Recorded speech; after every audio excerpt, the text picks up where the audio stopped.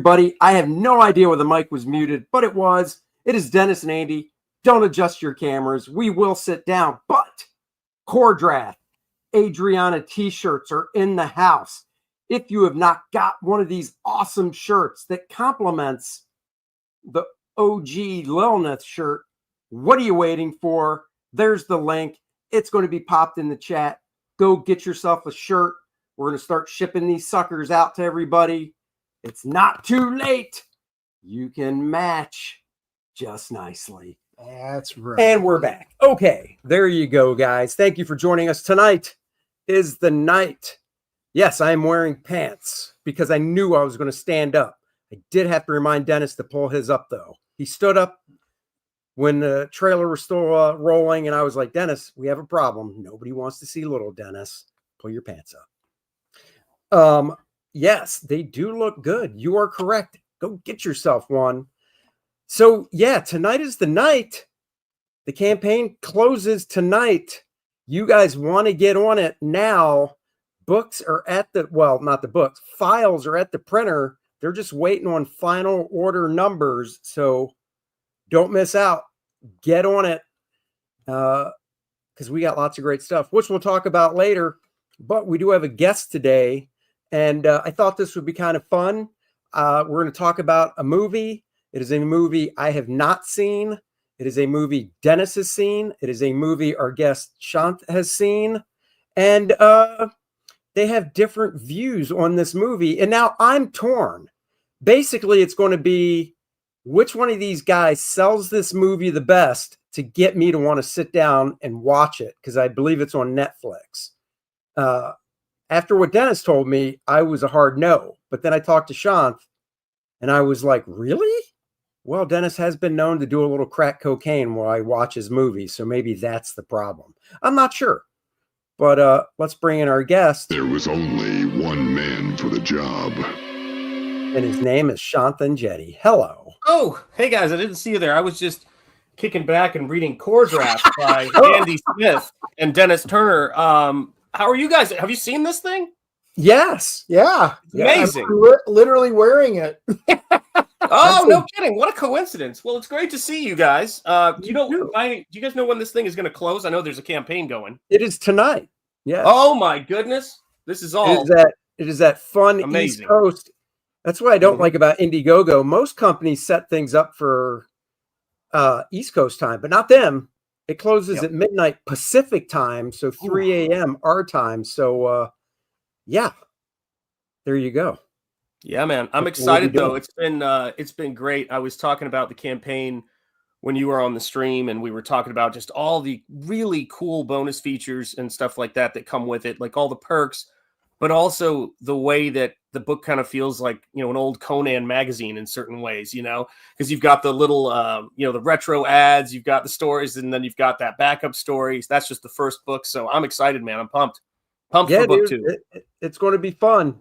And, you know, that's why we decided to do a black and white version of this one, so we could get that feel of the old Savage Sword and Conan magazines. The only thing that stinks, and I did look into it, is I would love to have been able to print it on a newsprint type of paper, but not many people do that. And the ones that do, believe it or not, newsprint used to be the cheap way to go. Not anymore. Now newsprint can be more costly. So, yep.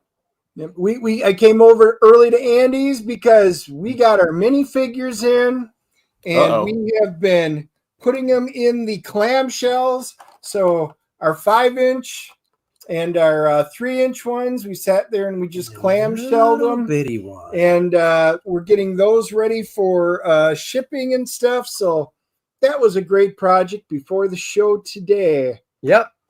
We got some books arriving on Saturday. Some of the manga version of Kor-Drath The Reckoning arrive on Saturday from the printer. The layout for the Kor-Drath The Awakening layouts is at the printer. Things are all in play right now as we speak. It's going to be awesome. The modules are in hand. So all of you that back the module, we've got the outside of the module. That all turned out really nice. So you can see the old late 70s, early 80s style of the Dungeons and Dragons module. And I even did something cool. I created a nice hard copy of the player's map. So if your players don't like drawing their maps, I included this, but it doesn't have any of the secret doors and stuff that they would discover, so they wouldn't know any of the secrets. And of course, the interiors are just like the old modules from the 70s and 80s that we all kind of grew up with. Turned out great. The printing was absolutely fantastic. And we did get the mini print in. So Vordoom's mini print with the playable stats are in. And then we also did get, and I don't see it in here, we got the Dan Lawless and Bart Sears. Oh, that's over there. Yeah. Oh, make yourselves big, guys. I want to see some of this stuff. The minifigs. What's that? Oh, make yourselves big. I want to see the minifigs and some of the prints you were showing. Really cool. There we go. Yeah, well, those minifigs are blister packed up. That's what we did. I've got the 2-inch one here, little guy, but the detail came out real nice for the standard role-playing game size 2-inch figure. He came out great. We got the blister pack for him. Oh yeah, there he is. So yeah, all this stuff turned out. This is the 5-inch size. Those that wanted not ones to role play, but they just wanted good detail, something to sit there. It comes with their base and everything like that. Because it comes with the base, he just clips right on, and away you go. And then we also got the 2-inch ones, and those are the ones that you can play with any of your role playing. If you play Dungeons and Dragons or Earth Dawn or Shadow Dark or any of those, absolutely. They all turned out fantastic. They did. And then that is the mini print everybody's going to get as well because we hit the stretch goal. So every backer gets that too. So yeah, man, good stuff. Bart Sears art and Lawless colors, great combo. Can't go wrong. So the movie we're going to talk about, Horizon. Part 1 or chapter 1. Is it chapter or part? I don't even know. Chapter 1. Chapter 1. Yep. And Dennis told me that he would rather be dipped in boiling oil and have his flesh rotted off than have to sit through it again. And you told me before I came on here that Dennis loved it. No. Oh no. No. Oh, all right. Wow, you were misinformed again. I love controversy. I changed I think they changed officially the name of it now. It's an American Horizon, an American saga. End of a chapter, end of an era, end of a career. Cold-blooded. So, yeah. You liked it. I do. I love America, obviously. So if you love America, it's a movie that you're really going to enjoy. It's wow. I mean, Dennis does that's a leap of logic right there. Dennis does. Well, if something's called an American saga, so I am preferential to Starfleet Academy, so I guess you do have me there. But that is San Francisco. That's San Francisco. That's right. So yeah. So let me give you my thoughts on it, and then I really do want to hear your thoughts, Dennis. And maybe it'll shift things a little bit or whatever. But I'm sure you're a Western fan. Can we agree on that? You like Westerns, like they're Westerns you like, not like a wild Western fan. There are some Westerns I like. I am not a genre enthusiast of Westerns, but there are Westerns that I do like, particularly John Wayne's and Dances with Wolves. Come on. Dances with Wolves, one of my favorites. That's why I was really excited for this. Unforgiven. Okay, gotcha. Clint Eastwood. I like Unforgiven. So good. Yeah. Mm-hmm. Yeah, Unforgiven's great. Yeah, I'm a big fan. I'm a big fan of Unforgiven. So my favorite Westerns, and I'm a big Western fan. I got a painting of Woody Strode from Once Upon a Time in the West, and I did a paint, which is one of my favorite Western movies. And then another one of my favorite Western movies, I did a painting of, but I don't have it with me. It's over at the other studio, and that's to Open Range, Kevin Costner's Open Range. And one of the things I like about Westerns are the slow pace feels very, when they're slower paced and it feels very true to life. And then the violence or the drama is sudden. And that was one of the things that really kind of got me about this flick. So there's some, for the basics, right? There's some beautiful wide panoramic shots. But what I like about this movie is it deals with debunking the myth of we showed up here with, vacuum cleaners, electricity, and air conditioning. There were some Native Americans who were here, and they were, flower children. It was the 70s. And then we just cruelly just wiped everybody out. And it shows you that you had a high probability of dying from natural causes or accident, just being out in the West, and that you were taking your life in your own hands.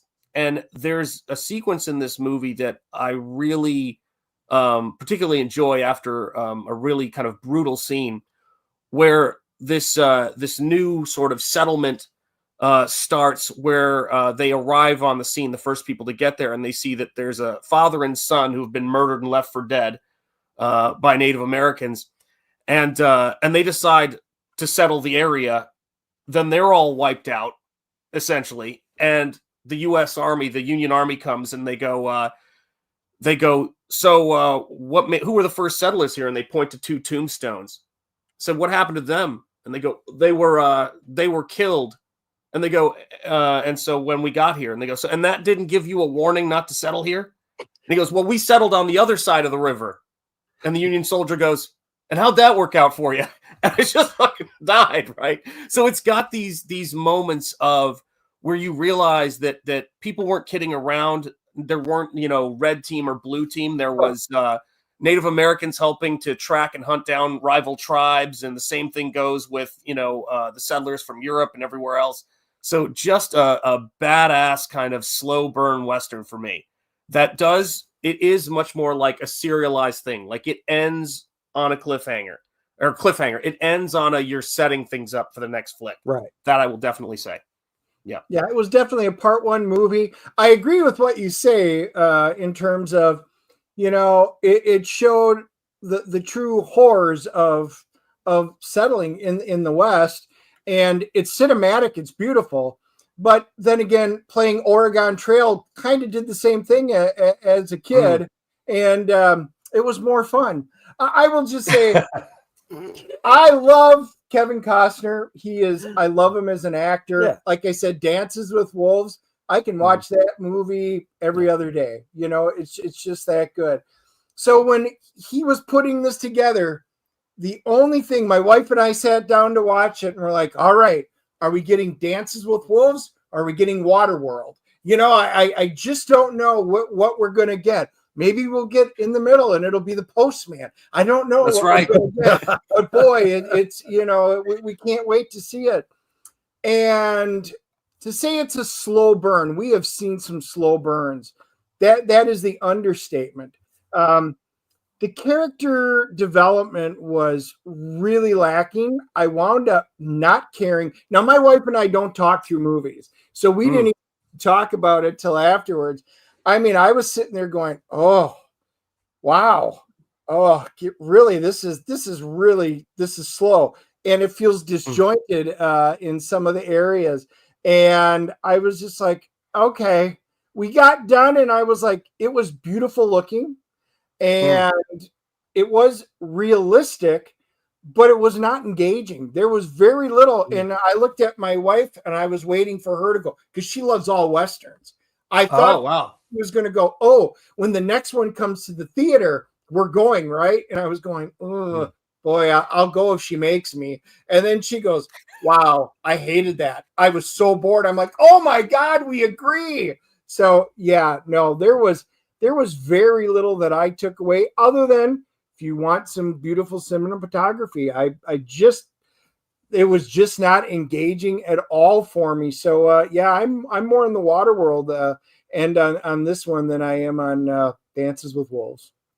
Well, you should know one of our guilty pleasure movies in this house is The Postman, and we quote it to each other all the time because the first thing, let's talk about The Postman just for a second. I was terrified that all of the people with American accents were killed and everyone had a British accent in the apocalypse in America. That did scare me a little bit. I was thinking, man, we stand no chance. But I'll look at her every now and again and I go, "You give out hope like it was candy in your pocket." And she just starts dying laughing. But so here's the thing for me, right? So when I'm watching a Western as just a big Western fan, and there's movies I lump into Westerns that I'm not saying this movie is like, but this may sound like an odd one, that they're post-apocalyptic kind of Westerns. I'm a huge fan of The Book of Eli with Denzel Washington. Yeah, that's I don't know if good. you guys Yeah, have seen yeah. it. But I love that flick. But the thing for me with Westerns that I get frustrated with from time to time is the pacing seems too modern. And it doesn't really transport you to the West because you don't get to see the little things. So the stuff I appreciate about Costner is funny enough, the attention to detail that I get to take in. So when you see the father and the son, and they're out in the middle of absolutely nowhere, and they've got these little stakes they're hammering in the ground, measuring, and I'm laughing going, who would care? There's like 70 miles of nothing around you, and you just got this little yardstick with string, and it's showing the absurdity of not the absurdity, but the isolation of claiming land in a place where you don't know what the threats are. And then the kind of comedy of errors when somebody else does it there. And I think that having your for me, and what I love to see in a Western is that there's so much boring stuff around you, and you always have to have your wits about you, because right over the horizon, right over the next hill is your death, either from natural causes or from, being attacked by some other Europeans who want your land that you might not know. They could be criminals. They could be one of many Native American tribes or the locals. And so I like the fact that you're having to sit there and you're sort of going, all right, so these are the things about the West that we're losing. And again, that's why I think this movie is really important. It's because we've been hearing for a very long time this narrative of we came over here with tanks in the 1600s. Do you know what I'm saying? Yeah. And No. it was The narrative is we came over here. Basically, it's like, oh, Native Americans, kill them, just kill them. Yeah. And then you see sequences that I'm very concerned when I watch these movies now. Hail Doc Brewski. It's good to see all of you guys in the chat. By the way, we're talking Kor-Drath today. It's the last day. If you have not backed Kor-Drath 2, the sequel, do it. The link is in the description. Sorry, I had to go there. Did you see? Did you watch American Primeval on Netflix? No, I haven't yet. Should I? Oh yeah. Yep. Yeah. Okay. Yeah. I mean, if you like down and dirty, gritty. I mean, this movie takes place around 1856, I believe. If you like really, gritty, no pulling back type Western early settler stuff, I mean, this movie's got it. But I mean, it's based around the Mormons. Yeah, it's based around the Mormons. Oh wow. If you're a fan of the Mormons, I don't think you'll be friendly to the take that they put on it. Yeah. But wow. It is in your face, brutal, and but it's very honest, because they do dwell into historical moments. So yes, that would be one to watch, and then we should have you back on and chat about that, because that's a completely different than Many Wives Mormons. It's Brigham Young. It is literally about Brigham Young. Brigham Young is in it. I've not heard of this. It's on Netflix. It blew up. It's 6 episodes, roughly around 45 minutes average each. I binged it in like 2 days. It is fucking brutal. There's this big battle that they show, and they basically filmed it in one shot, following the main characters as they try to survive it and stuff. And it's based on a real battle that happened. The only thing obviously they threw in was the story point with these two characters and whatnot. Because if you look up Jim Bridger, he's got the Outpost that's out there, and when you start looking him up historically and stuff, you're like, oh yeah, no, that really did happen. So it's very, like I said, it is definitely worth a watch, especially if you are that demographic that they're aiming for. And that was the thing too. You guys just got me thinking about this as well. Here's another thing I really liked about Horizon, and there's been a few Westerns that have done it, but this one, it really seems to underline it.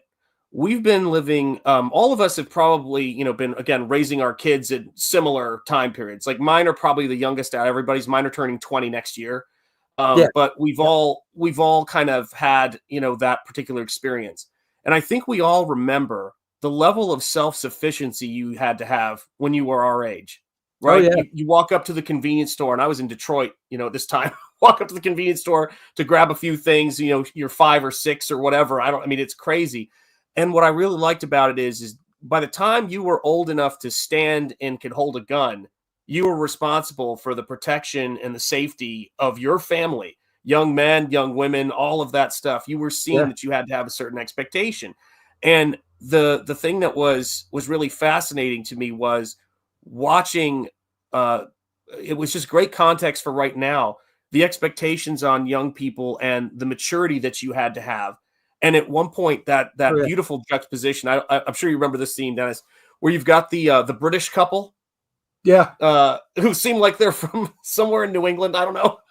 No, the British couple who were just like, you're just looking at them and you're like going, like, here's my selling point for part 2. Okay, here's my selling point to you, Dennis. Watching what happens to them. Then, I guess. You've seen part 2?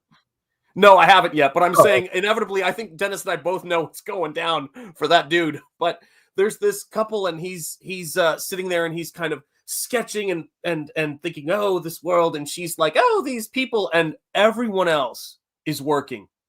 Every single other person, as they're going out to the West, is working, and they're just kind of like going, oh well. And at one point, an actor who I really like, he's great when he's in the right stuff, is Luke Wilson.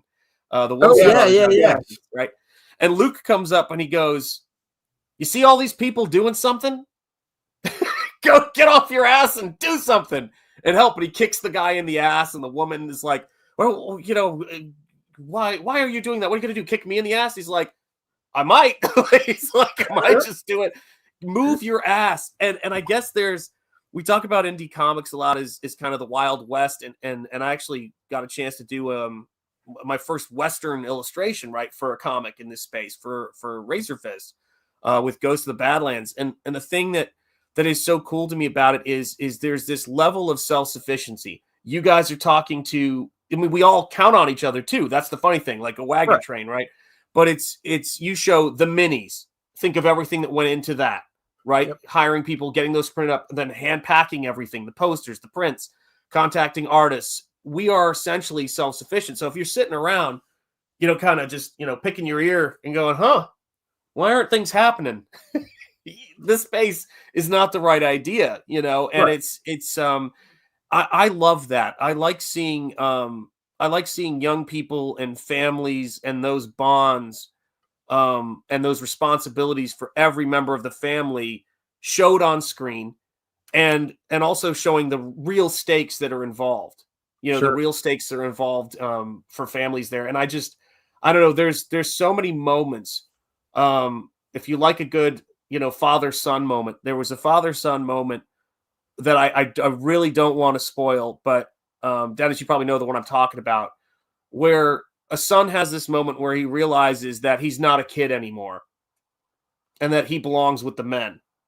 Yep. And then you realize, and then you look at it and you go, but I mean, technically the kid's 5, so he really still is a kid. You know, he was actually, the scary part was he was 45. He was 45 and he realized, yeah, it's just, he was like, 70. I'm not a kid I can't be in this baby outfit. Mom, I don't know. I'm kind of torn. No, Paul, I have not seen the movie. That's the thing. I was excited for it. Yeah. And then Dennis and his wife watched it over the weekend that it came out and told me what he thought of it. And I was like, oh, really? See, and everything you just said, that's why American Primeval, now I'm saying you need to watch it because everything that you like, it's in this. The main character is she's the girl from The Hunt. I forgot her name off the top of my head. From which one? But she's from a city. She comes in there. She knows nothing about Western life. She's trying to get there. She's got her younger son who has to become a man and go through it.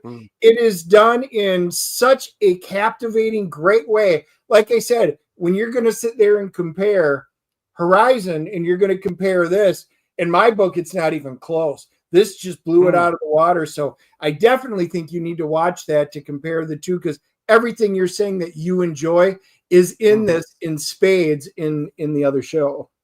Well, it's interesting too, because I like different movies for different qualities, like even just in terms of the Western that I watch. And while I wouldn't count this, the movie I'm about to bring up, as a Western, it's such a huge influence, and it's not like you'll go, what? It's not a 1-to-1, but one of my favorite movies of all time, because it has that element of the adventure, but also the romance, is Michael Mann's Last of the Mohicans. I don't know if you guys remember that movie. I had a crush on Madeline Stowe in that movie, like you wouldn't believe. I was just like, I want to marry her, but I was in middle school, and she was stuck up. And the thing is that I watched that movie, and I remember watching them, the battle scenes, the battle layouts. It was influenced by N.C. Wyeth's paintings for Last of the Mohicans, which I think actually I have next to me right now. I have all of my favorite books. And I have the Last of the Mohicans with the illustrations by N.C. Wyeth. Oh, cool. And they rephotographed them, and they put them in this book. And then they also photographed the type, right? So you get paintings, if you know N.C. Wyeth, where the fights on the edge of the rocks. For me, this Daniel Day-Lewis's Hawkeye was just incredible. But you get these moments, and what makes me love, high adventure. Like, there's actually a sequence, I don't know if you remember this, where the French and the British take a pause to kind of try to find terms of surrender. This shot is in the movie. That's how influential it was. Oh my gosh, Monroe bowing to I forget the name of the other guy, the French guy, but it was. I love that kind of stuff. And so for me, much the same way with N.C. Wyeth and Westerns, if you're a fan, here's what I would say.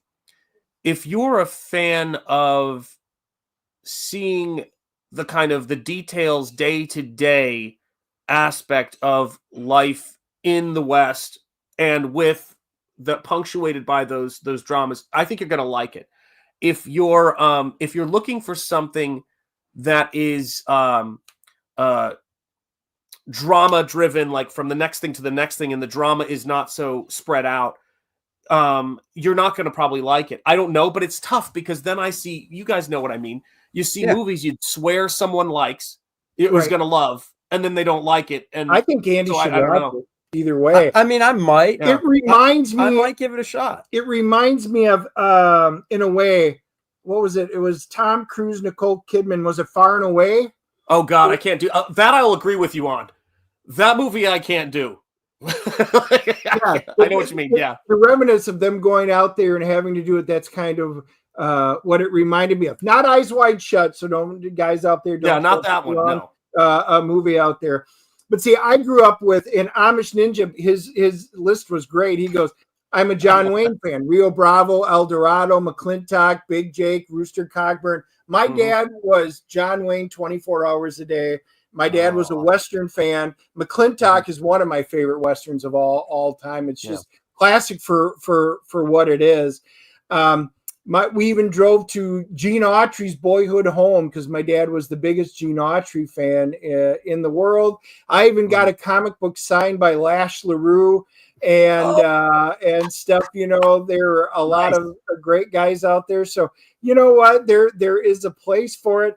I think we just talk Andy into watching it and just see where he falls down on it. Agreed. Everybody. I might give it a shot. Now, I know it's 3 hours, so I can't honestly say, if it starts off and it's kind of slow, it might take me a couple sittings, but I'll try to get through it in one, because I'd rather do that. But I mean, honestly, take you a couple sittings if you for my money, the most down-to-earth, realistic Western movie ever made. Dialogue and everything. Star Wars? Blazing Saddles. Of course. Hey, listen. Let's talk about, if we have a second here, let's talk about Blazing Saddles, which has just been, so people ask me if you could do any, that quote that they have, if you could do any other profession other than your own, what would you like to do? No word of a lie, mine is film restoration. And I love film restorers are my heroes, and they just did a 4K remaster of Blazing Saddles. Did they really? I did not know that. Gorgeous, guys. Really? It is, the colors pop. It's not, this is the thing I gotta say. The chances that you're gonna see, if you were seeing movies back in the day, the first most pristine print in the world is very high, particularly if you're growing up in Chattanooga, right? So what I always tell people is seeing these 4K remasters these film restorers do is like being on set. It's not like seeing it for the first time. It's like you're actually there. And those actors, everybody in that hit it out of the park. The script was outstanding. Oh yeah. It's a masterpiece of film. But some of those restorations fall flat. And the example I'll give, this was, I don't know, this was 8-9 years ago. I was in San Diego and show was over. My buddy and I were hanging out at a bar before we were going to drive back to LA. And on the TVs, they had, I'm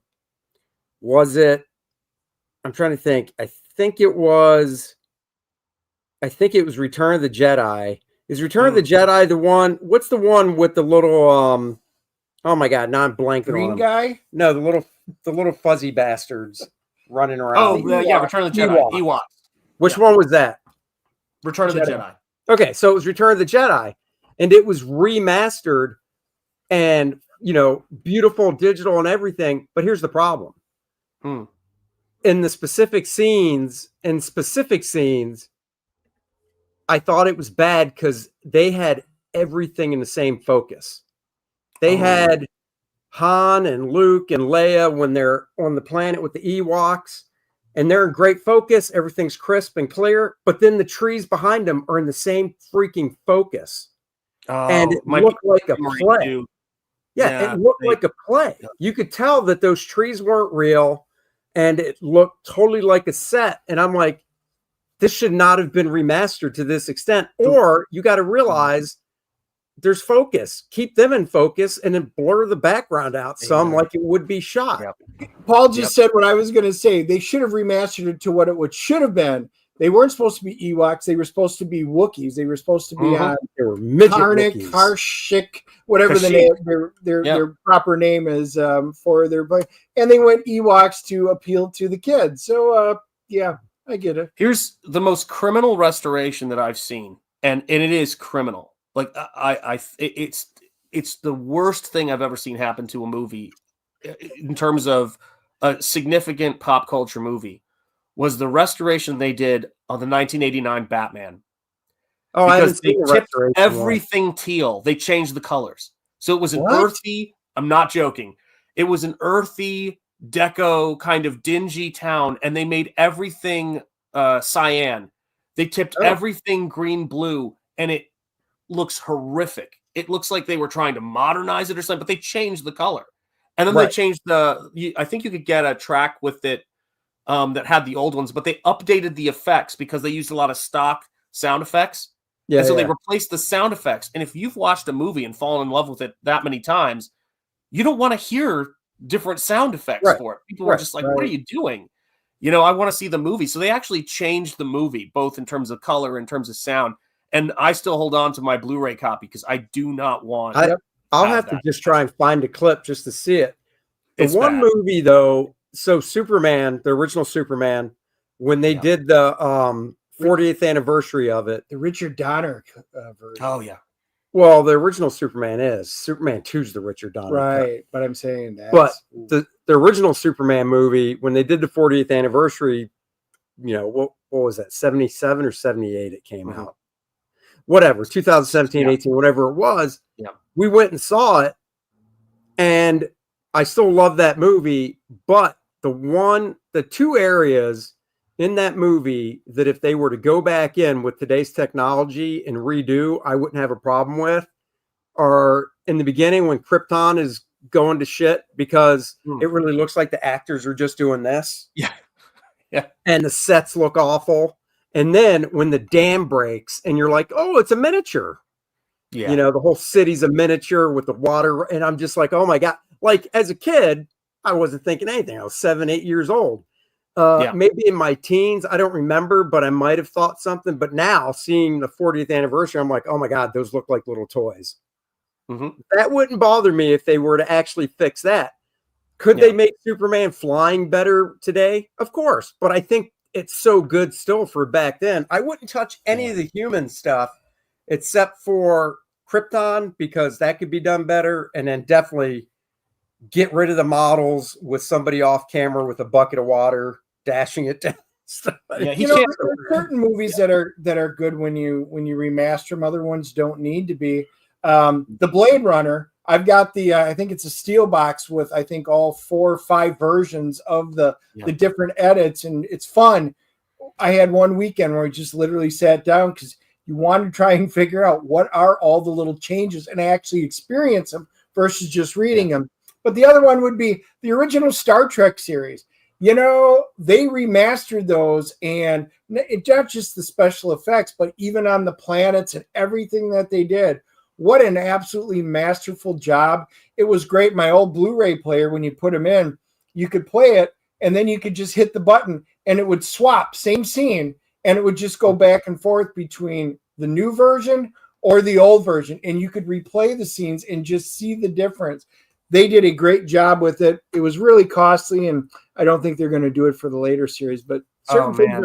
Now, Paul, you do know, because you're right, that in theaters, it was what you said, half Donner, and then he was replaced. But they put out a DVD called Superman 2, the Donner cut, which is totally different, and it is freaking fantastic. So if you haven't seen that, you need to see that. That's a DVD I still own. That is a great. Have you seen that cut? Yes, I have. And if I had, with the technology they have today, the one thing I would love to see them do, because you wouldn't have to do, easy for me to say, but you have the actors, you have the performances, would just to get the costumes and things on model for those shots, those rehearsal shots they put in there. Because I think that just a few little things like that, it would be easy to do. And just beautiful. Yeah, I think that's the Superman to beat, and it has been since 78, I think. I don't know, maybe it was 79, but I think it was 78. And they're still selling merch from that movie. And it's the same thing I say about with Adam West's Batman. I raised my kids on Adam West's Batman. They loved that show, still holds up. Showed Superman to my son, particularly one of my favorite moments in a movie, just because it really endears you to Clark, is the conversation he has with his dad on the driveway, and then what happens at the top of that hill, at the top of the driveway. Yep. And every time I see it, every single time, man, that gets me. But our kids, we raised them watching the remastered original series. And I don't remember which versions, like if it was the new special effects or just remasters, and of course, Next Generation. And our kids actually beat us at original series Star Trek trivia. That's how aware they were of the stuff. So they were watching that stuff, because I just always said to myself, there's a few things you should make sure you watch with your kids. That if I was going to design curriculum for K through 12, there'd be 2 things I would require every American kid to have watched in this country. And it'd be Star Trek and Twilight Zone.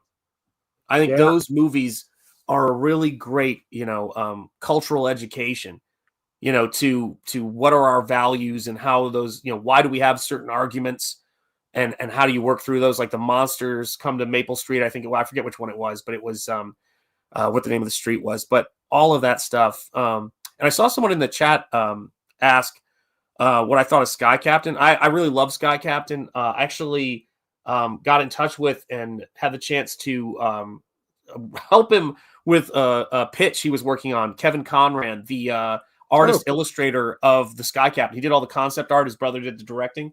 And I think over there somewhere. Yeah, I'll be honest, I don't think I ever watched Sky Captain. I remember the trailer, and I just wasn't super fond of the look. And I knew how it was shot. I mean, that was a selling point behind it, or they were going for it. It was interesting. Growing up and telling your kids what movies they should definitely watch and stuff. Yeah. I mean, I agree with that. I think it's important. Dennis and I were talking about that. Oh, yeah. Look at that. Oh, yeah. The Art of Sky Captain in the World of Tomorrow. They released this a couple of years ago, and it is freaking amazing. This one dude is all Kevin Conrad stuff. Yeah. All the concept art and drawings. He came out of commercial illustration, so he could like Stelfreeze did too.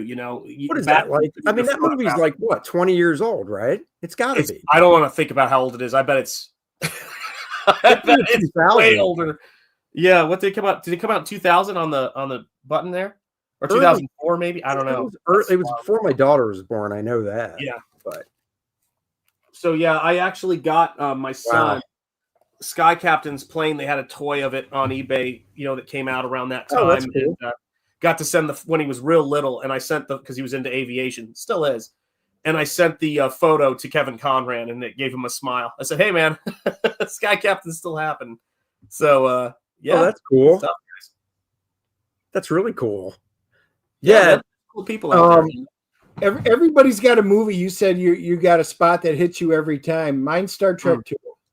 When Spock dies and Kirk, and they've got their moment, and he realizes he's dying, and then Scotty's playing the bagpipes in the back, and they're going through, and Kirk even quivers when he's saying, "My friend, none have ever been more human," and stuff like that. Every single time. I've seen that movie more than anything, even Top Gun, and it gets me every single time. My niece, my nephew, my kids, they laugh. They're like, "Really? You already know what's going to happen?" I'm like, "Yep," but it's so powerful. It's so emotional. It gets me every time. Yeah. So, I mean, for me, it's a specific scene. For me, it's a specific scene in Debbie Does Dallas. It's that first penetration scene. I'm just blown away by it. I'm like, wow, look at her taking it. No pun intended. So the thing about it, the thing for me is I get a little tear in my eye. I'm like, oh man, exactly. What happened to good porn? Damn it. Yeah. Where's the story now? Just ruined. So when we saw, so the way that we gave these kids this experience, they're so lucky they don't even know it. So we found out that Wrath of Khan was going to be playing on the screen, on the big screen in downtown Providence, Rhode Island, at the PPAC, and William Shatner was going to do a question and answer afterwards. Oh wow! So we took our kids to see that, and he was hilarious. A woman in the crowd goes, "Boxers or briefs, Mr. Shatner?" And he sat there for a second, just looking. He goes, "Depends." Killed everybody. We just all died, man. That's good. Shatner's amazing. But yeah, we seeing that scene where he goes, where they're playing, Amazing Grace on the bagpipes. I mean, I'm already dead. Yeah. No, I mean, honestly, look, I'm not a Dennis knows, most people do. I like Star Trek, but I'm not like over the moon or anything. But yeah, I mean, that is just a fantastic scene. I mean, by all means. And I'm with God, I always forget which one. Is it Aaron that likes Star Trek Wrath of Khan, and then Graham that likes Star Trek? Graham thinks the motion picture is superior to Star Trek 2 in every way. Right. And Aaron, I side on with Aaron. I'm with Aaron too. Yeah. Star Trek 2 is hands down my favorite movie. The most fun movie was Star Trek 4. I would say the most next hitting one was 6, The Undiscovered Country. But motion picture, while I remember seeing it in the theater, my mom, they would never take me. We were up visiting my grandmother when it came out. And I'm like, I want to go. And they're like, yeah, no. And we got home, and I finally said, I want to go. Why would you pay to see something that you could watch on TV? I'm like, this isn't on TV. This isn't the show. So they dropped me off at the theater, literally. They even slowed down enough. It was tuck and roll out of the car. They dropped me off at the theater, and they came and picked me up, but I got to go see it. It was a spectacle. It was just amazing, beautiful to see on the screen. But they were in different costumes, It was their new look. I love the ship. That is my favorite ship of all time. But the characters, I was like, it's just kind of slow. It's like Horizon slow for me. It was just like, it was so slow. I saw the 40th anniversary of that. We went and you weren't. Wait, but was that the director's rework of it? Yeah, When you saw there were, 40th anniversary. yeah, they that was did in a director's theaters. cut. Well, I saw a 40th anniversary that they released in theaters. I don't know what version it was. It was the first time I ever saw it, and it just bored the shit out of me. I was just like, oh my god. Here's my take on it. But I love Wrath of Khan. Yeah. You know, Wrath of Khan is pulled that franchise out because it was coming out in a time when Star Wars was science fiction essentially for everybody, and people weren't interested in seeing a Robert Wise, the guy who directed, the Haunting and The Day the Earth Stood Still. I mean, Sound of Music. I mean, this guy was just an amazing director. I never got into the motion picture when I was younger, and then when I found out that they were going to do directors actual supervised by Robert Wise, I checked that out and I really liked it. And then this is the funny part: when they did the director's cut with Robert Wise, they only rendered the effects to DVD quality. I don't even not even Blu-ray, like DVD quality. So just recently they redid all of it up to 4K for the motion picture. And for me, because Robert Wise was involved in it, my attitude is that's the cut of the film. And unfortunately, I mean, I've seen the original cut. I don't think it works. I think the newer cut is far more effective because it's hard to tell. But yeah, Graham and he's my monster brother. So we have a lot of weird overlap and things we like. I actually think there's a case for the motion picture. I prefer Wrath of Khan because of all the moments you just said. You have those moments when you're younger. right? They last with you forever. You can't undo that, Right. It's wild.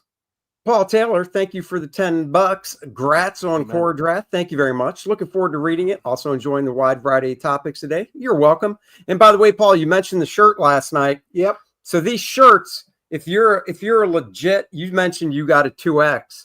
If you're a legit 2X, it's comfortable, it fits fine, you're good to go.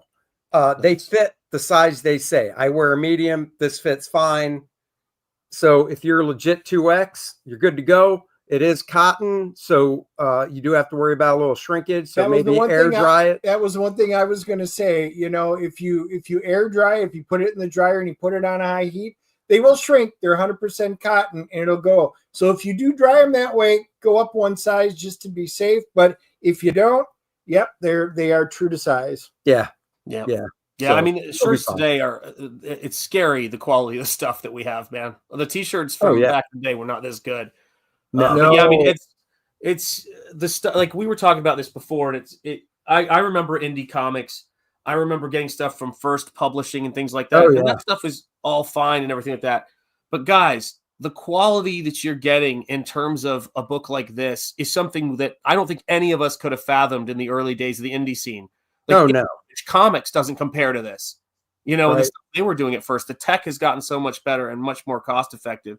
And these are beautifully done. I like to always get the main cover and then use the variant as my reader copy. So I've got the Bart Sears for First Man as my reader copy, and I've got this cover right here by Dan and of course Bud Root as my reader copy here. But they're beautiful books and just really great if you like sword and sorcery, which I do. A huge influence on Nosfero is not the R.E. Howard's Conan. I prefer his Solomon Kane personally, but is John Milius's Conan, and that whole feel of it is something that inspired me. But that's why when I saw Kor-Drath, I was like, it's great to see you doing barbarian stuff and sword and sorcery stuff, because I think we could always use more of it. So great stuff. Well, thank you.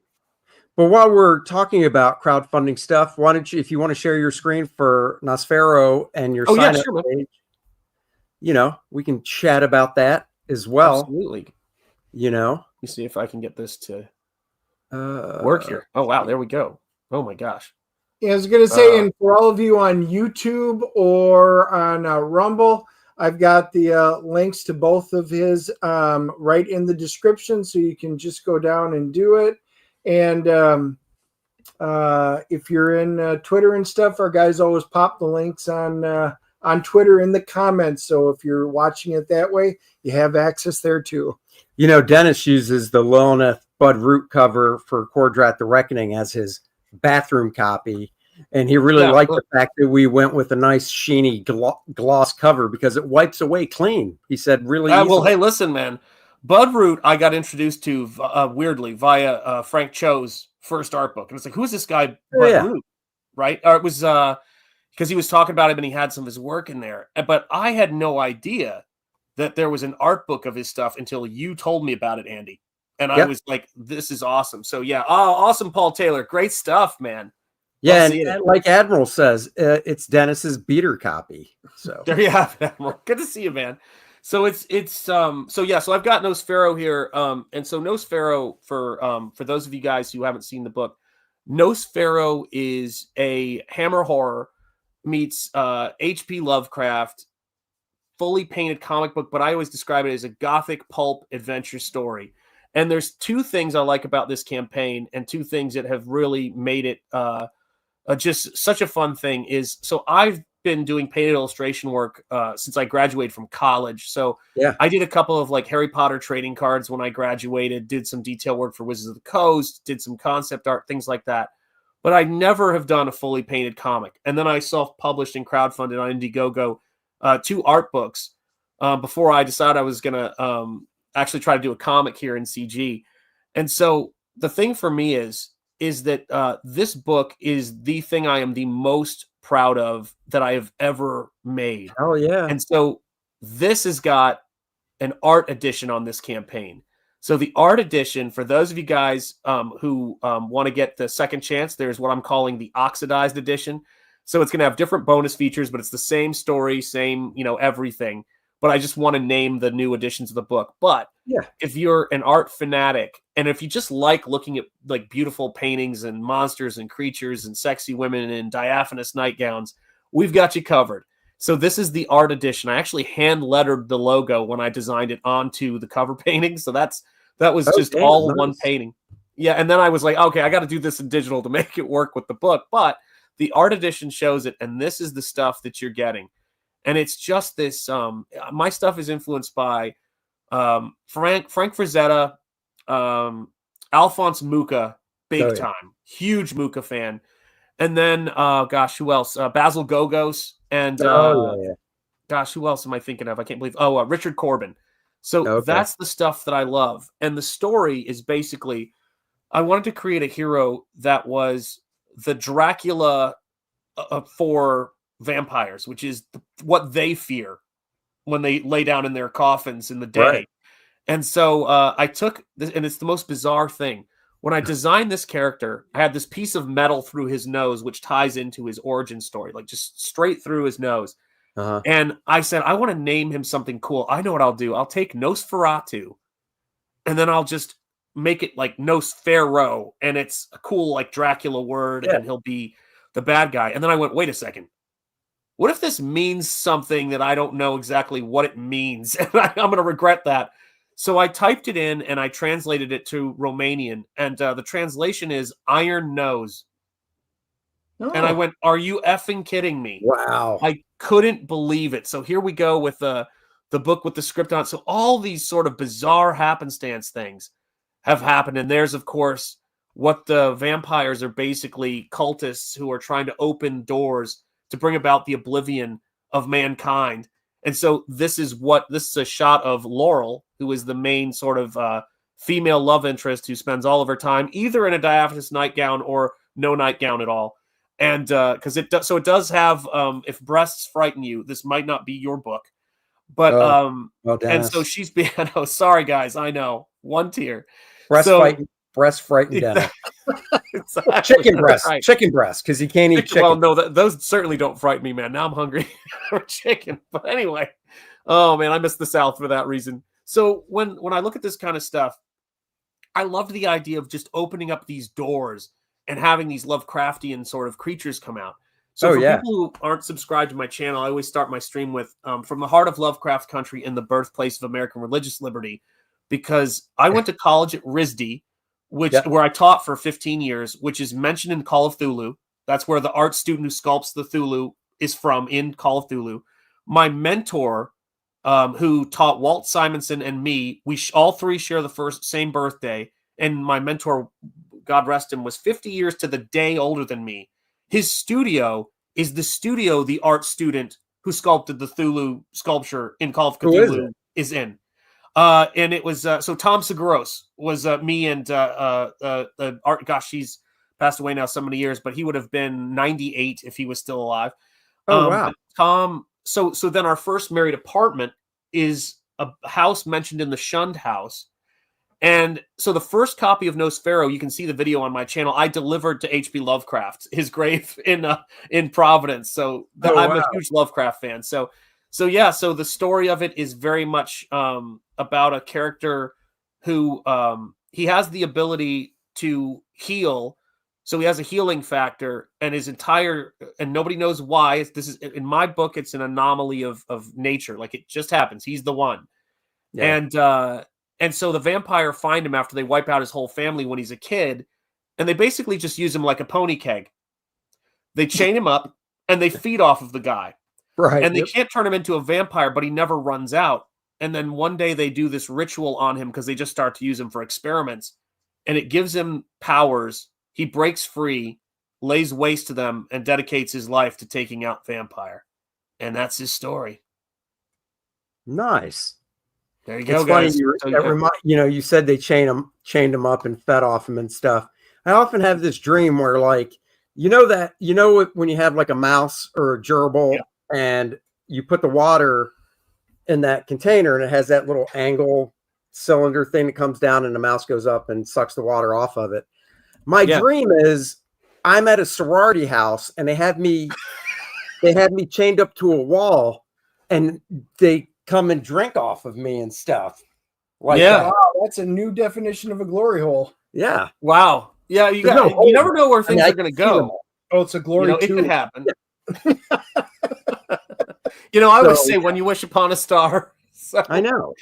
And then I always wake up at the wrong time. So, oh well. Well, it's look, one of these days you'll get them. Don't you worry.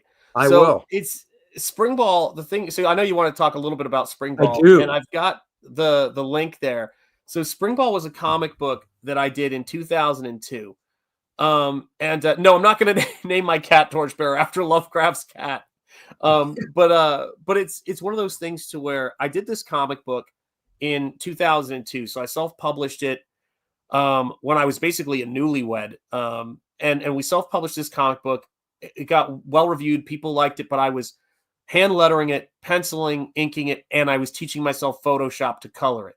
Right. And it was just not sustainable. It was really tough, and I kind of had to walk away from it.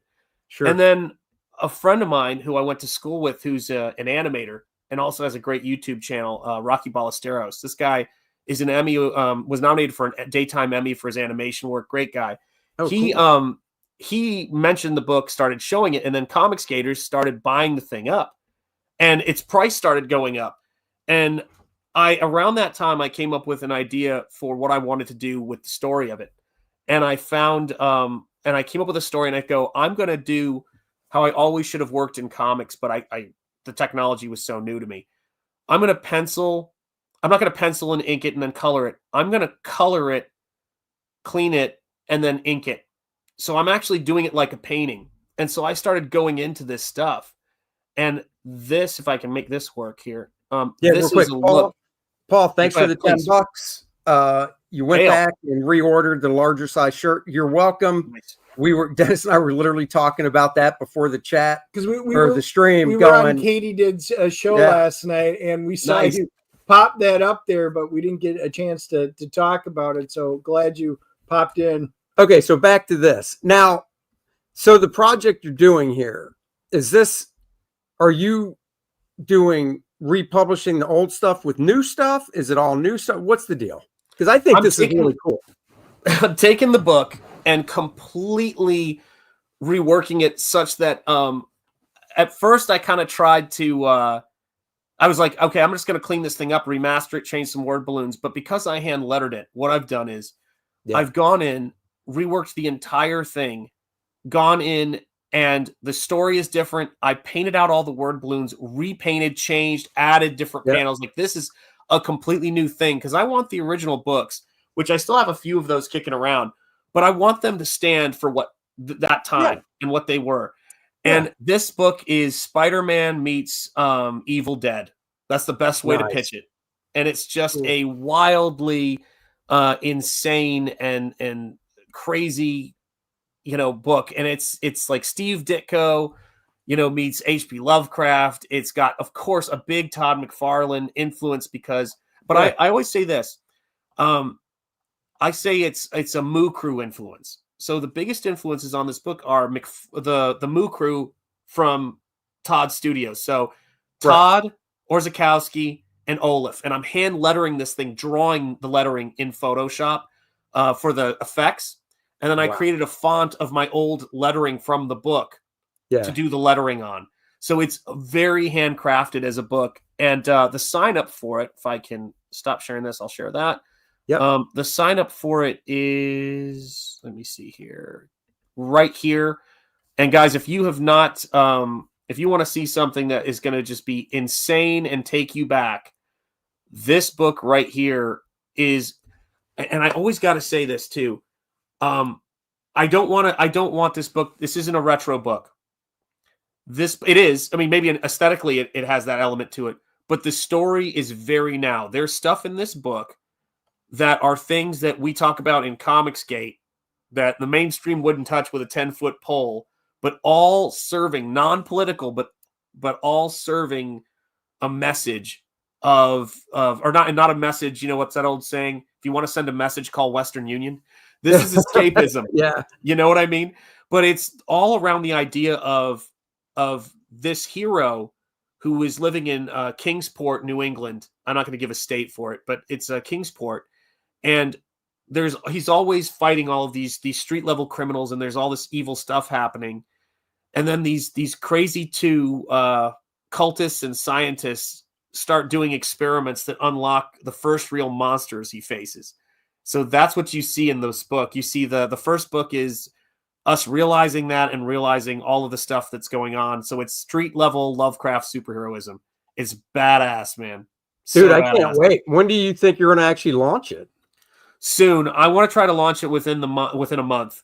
Oh, cool. And so I know that we've got Pigman launching, I think, on the 21st of February, if I'm not mistaken. Something like, yeah. Yeah, and so I know that's going to be launching then. So I might be doing. My plan is this.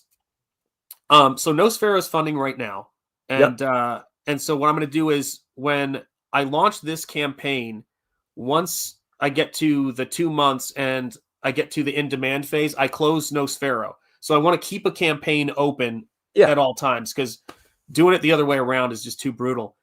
And so I'm going to release it then. And so, as soon as possible, because I want to wrap Nosfero up. I want to close that and get that fulfilled. But sign up for it, guys. It's going to be badass. Oh, dude, that's awesome. Yeah, I mean, when I first saw that, I was like, oh my God, it's got a great freaking McFarlane-esque type influence. It looks cool. He's my favorite, man. Huh? Yeah. He's my favorite, man. I mean, I'm sure I told you this story, but when I met Todd McFarlane when I was 14 years old, I was like number 300 and something in line because he was Spider-Man 1 had just come out. Yeah. And I finally get up to the front of the line, and it's like nightmare fuel. And I've got my Hulk versus Wolverine poster, Hulk 340, my favorite McFarlane piece. Yeah. And he says, oh, yeah, do you want me to sign it to you? And I'm like, yeah, I do. And he goes, what's your name? I go, Shanth. And he starts writing. And I'm like, oh, God. Like, he tried to write my name, and I didn't spell it for him. He spins the poster around, and he spelled my name correct. Wow. He did. I couldn't spell my name correct if you sounded it to me. Like, how did that happen? And then we take a picture with him, and he says, I'm sorry you had to wait in line, so long, bud. And he gave me an original page. Of what? The last page of Amazing Spider-Man. Spider-Man's not on it, not that I give a damn. And it's the down shot of the house with the eye, and Aunt May has 6 months to live. It's in assassination plot. Oh, dude, that's so cool. And I basically went, for me, I was born in Texas, growing up in Tennessee, and I love comics, I love America, but sometimes it was kind of tough for me to sort of you can imagine, but it was like I never people would be like, so what's your nationality? I'm like, American. I love America. Like, America's my country, and I don't care about it for the woke reason shit. but I love this country, and it was always kind of a tough thing. And having, granted, he was a Canadian, but he was born in California. But having this American art form, these American artists, comic shops were where I found the people who were like, you're one of us. Comic creators is where I found that. And Todd was like that for me. And so, as you guys know, in comics, they never needed to bring diversity to comics. We were already here. We were already here. My mentor is Brian Stelfreeze. You know what I mean? It's like we were already doing all this stuff. And so, for me, I feel like I've benefited so much from America and things like that. When I'm doing Nosfero or Spring Ball, I feel like I want to promote what's great about Western culture. You know, we're not going to, we can have sexy characters. We don't have to cover everything up. That America is great and Western culture is great. And you know, they should be championed and celebrated. And so everything I do, you know, I've always got on the back of my books and at the end of my streams, made with liberty in the USA, because that's my thing. So yeah, that's me in a nutshell. But you know all this, Andy and I, we didn't know each other, but we collaborated in our youth. That's right. Totally by happenstance. Actually, hang on a second. Let me see if I can find that. 1 second. All right, you do that. I'm going to pull up Kor-Drath. You guys have to understand how creepy Comicsgate is, okay? So Dan Lawless delivered newspapers to my house in Michigan. This is my first there it job. is. Yeah, Threshers. that's it. And Andy worked on the cover of my first pro job, and then this is my early stuff, and I did the interior. So I saw that cover. It's black and white on the inside, right? Oh no, it's color. Okay. Yeah. It was colored by a guy who was pretty good. That's right. We worked out a deal for doing the covers to have an ad in the back for Ominous Press, too. Look at how cool this is. Everything lines up, man. It's so scary, man. Comicsgate creeps me out. I say that with love. But it's like, make it happen for Kor-Drath, guys. It's a big night for my brother. Let's do it. That's right, guys. It is closing tonight. We will be streaming later, of course. So we're gonna create the stream, so you'll get a notification before we go live, but it should be around 7 o'clock. And then and it's closing time. Yeah, I thought about playing it. Who cares? I don't need that stream to get monetized. Which so yeah, go check it out. Go back it. $61,288, 856 backers. We want to close at over 1,000 backers. I have faith we can do it.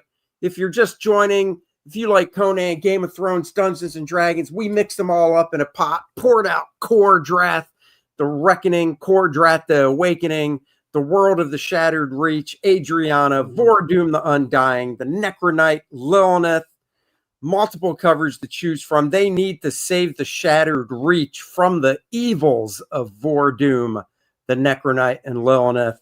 This book is like an onion, many layers to peel back of the story. And like I said, the printer has the files. We're just waiting for the final numbers, which we should have tomorrow after the campaign's done, so we can split up the covers and give the printer the go-ahead. And if you guys see right there, you can buy Dennis and Andy a beer if you've already supported it. That's right. Because we will be doing it's become a ritual now. We've got a brewery and we live stream from. We don't own a brewery. Let's just, we have a brewery in town and they give us the back room and we live stream from it. And a number of you that are in the chat, you're local and you guys come down and we stream and it's our way of, you thank us for it, we thank you. It's a great way to spend the money. We get drunk, talk to you guys. It's a great time. And Marcus is usually on, and he spilt the first beer last year, so we will get to see who does that again this year. He's not allowed this year. And he says we get drunk. He gets drunk. He's a lightweight. He drinks his one beer. Oh, I'm a little tipsy. And I'm like, well, we got a few more to go, big guy, so suck it up. But it is a fun time. We get pizza and stuff, and it's good times. We usually reserve it for right around when we're done doing fulfillment, or maybe halfway through. It just depends. So there you go, guys. Definitely check it out. These are the two stretch goals everybody gets: the Vordoom playable character card and the print featuring Bart Sears and Dan Lawless, the cover to the game module. So go check it out and back it, because it is coming down tonight. So that's you guys won't regret it. I mean, if you love beautiful artwork and you love beauty, man, get this book, because to me, one of the things that I love about it is it's the classical drawing, and then at the same time, it's not retro. Well, there's some cool retro stuff in it. It's classical storytelling for now, and that's what makes it so cool. And Dennis just brings, I don't know if you guys can tell this, but Dennis and I, while we may disagree on some things, probably would have played D&D together if we'd known each other coming up. You know, maybe some Dark Sun. I don't know. Sometimes you go off the tracks a little bit. You don't know. Dark Sun. Whoa! Right? See, you know, those of us that need stone for our weapons. Yeah. Oh my God. Oh, Dennis is talking about Dungeons and Dragons. Here we go. See, I told you. We get on. We're from the same place. We know. We're playing this Sunday. I'm creating one. So yeah, we're actually playing Shadow Dark this weekend. Coming down or going up? Probably going up. Nice. Very nice. I know what he's talking about. Well, that's cool. We're going to bug out now because we'll be back around 7 o'clock. So we want to eat dinner, get a little rest in, because it's going to be a long night. Then I'll be driving home, and then we will be hopping back on. So I'll be posting the link, of course. So if you want to join us, you're more than welcome to. Of course, man. Thank you guys for having me on again. And I'm so excited for Kor-Drath, man. Let's do it. Tonight's going to be big. Yeah, dude, it's going to be fun. We're really looking forward to it. So until then, everybody, let's see. Usually I have it automatically queued up, but it was acting kind of funky. Yeah, so it was glitching. Mine's glitching. His is glitching. It's just a glitchy. Everything's glitchy. Yeah. So, all right, guys, join us at 7 o'clock tonight. Kor-Drath Closeout Part 1, Part 2. Live long and hopefully prosper. Be on Ethan's channel. See you guys later. Yep. Bye-bye. Bye-bye.